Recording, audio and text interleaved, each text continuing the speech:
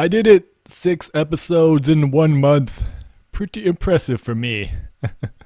Welcome to episode 103 of the Doofy Talk Through of Shiren, the Wanderer.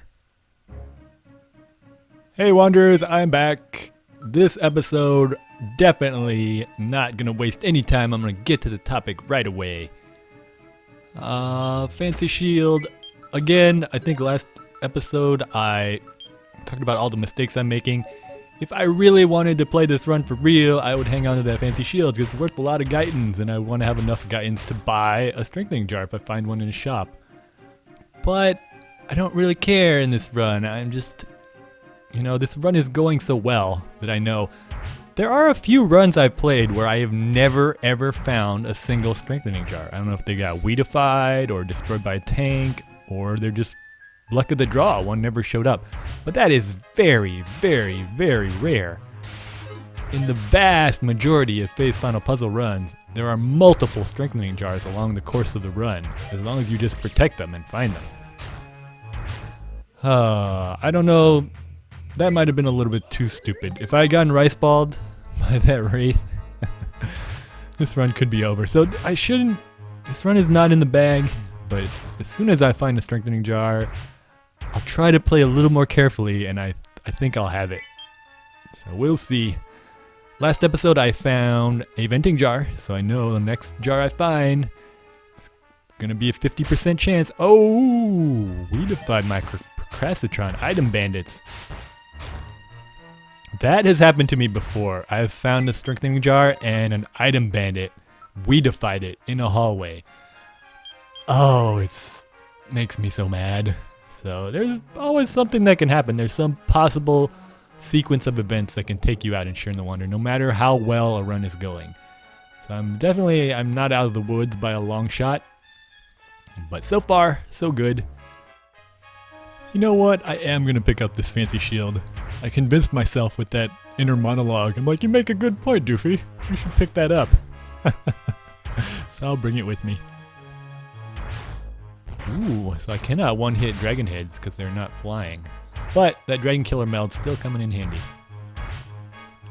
So I'm still slightly overleveled, but not ludicrously overleveled anymore. And gradually, as the run goes on, that early advantage is going to disappear. Alright, gonna get to the topic.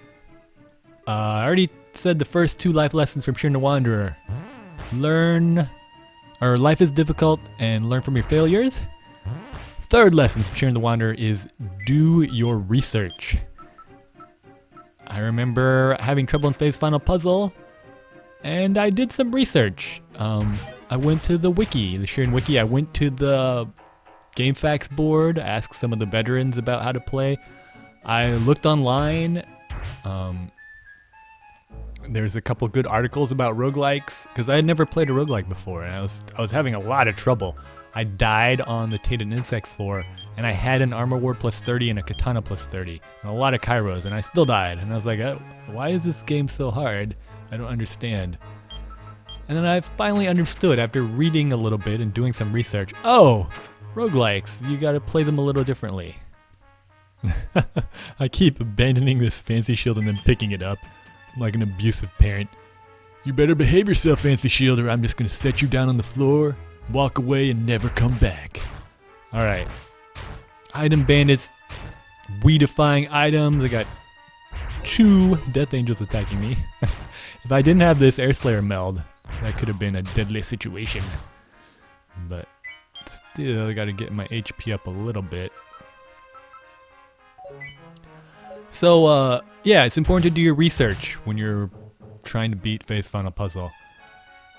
And, or even just watching a little bit of this talk through.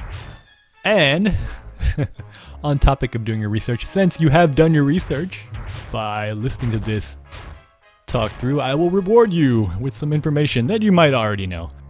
But long ago, when I was still struggling to beat Phase Final Puzzle, I got a second card of Shiren the Wanderer, and I would actually use it to rescue myself. So I think the very first time I beat Phase Final Puzzle, I was rescued by myself on my other cart. So I actually died one time. And then, reading the GameFAQs board, ooh, alright, a big room, must be careful. Some of these could be wraiths. I don't want to talk too much about rewards and get killed. Alright, it's just a dragon. Whew. I have no healing items though. This is kind of sketchy. Try to slow down the dragon. Alright. Critical turn. Bitter herbs, a possibility. Staff of sloth. Not sure if it's good. Let's see.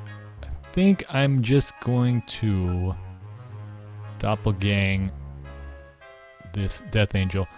Doppelgang Death Angel can still attack me because it's confused, so it's a little bit dangerous. But I think I'm just going to take the risk. That 100% carbs would also damage it from afar, but it wouldn't kill it. Ooh! Alright then. The Death Angel's like, get out of my face. Floor Dragon, is that the best you can do? Alright, now I am facing death itself. This is even more dangerous. I'm gonna doppelgang it again.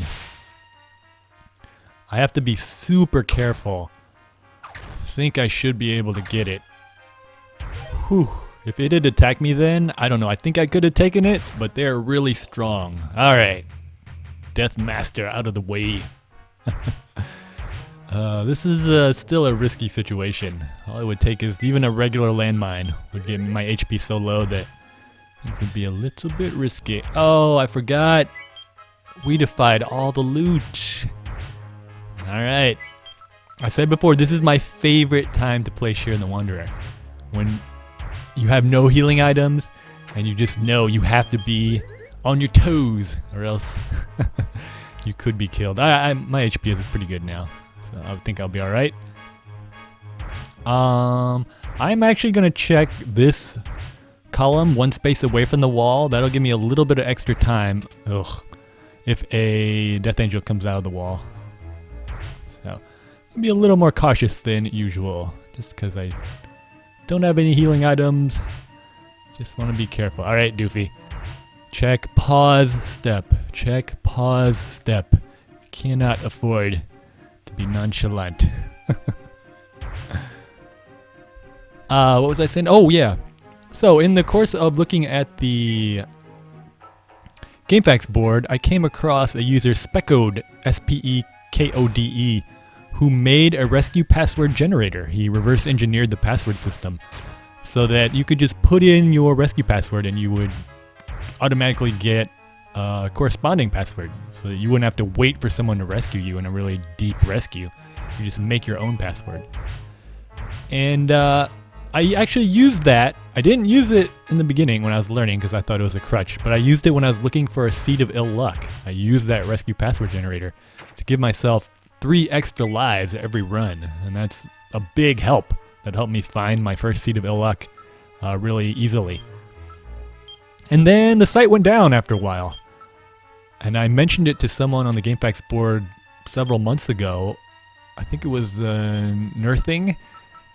He posts quite a bit, and he was able to get in touch with Specode, and they, with the help of a user called Marsweasel, they put the rescue password generator back up.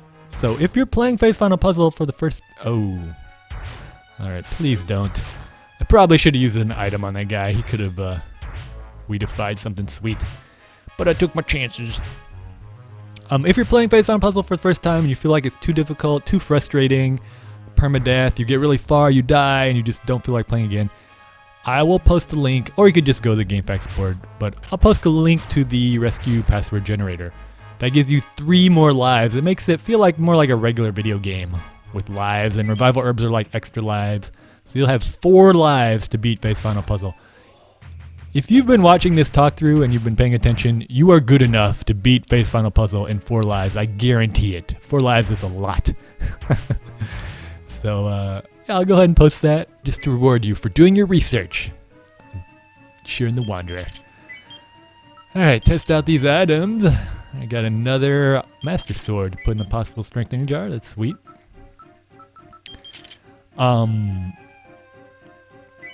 And it's important to do your research in real life as well.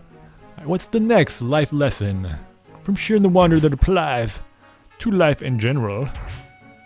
It is that the early floors are important. Why is this run going so well? Or, it's not going as well as it once was, but still, I'm alright. And I feel confident still. It's going well because I did well in the early floors. What happened in the early floors? I read the monster scroll. Ooh, this is bad. Alright. I read the monster scroll on a floor with a shop, which was incredibly lucky. And I read the identity scroll. And it identified all of the items in my inventory, including a melding jar. So those two lucky things that happened on the very first few floors set up this run. That's the reason this run is going so well. And I found a happy armband, but honestly, the run would be going pretty well even without that. So those lucky instances early on in the run really set everything up. And that's the way it runs in Phase Final Puzzle art. You can recover from a bad beginning in Phase Final Puzzle, but it's much easier to have a lucky beginning. Sometimes people find a happiness staff and they'll level up a mammal, or they'll use some other item to level up a mammal, or let another enemy level up like a rice changer to a rice master. Something happens early on in the run that gets them ludicrously overleveled or allows them to identify key items early on. And that just sets up a much, much easier run for you. And life is the same way. I used to be a public school teacher, and it was really frustrating because I saw the schools that were just failing in bad neighborhoods. And I don't care if you're the smartest kid on the planet.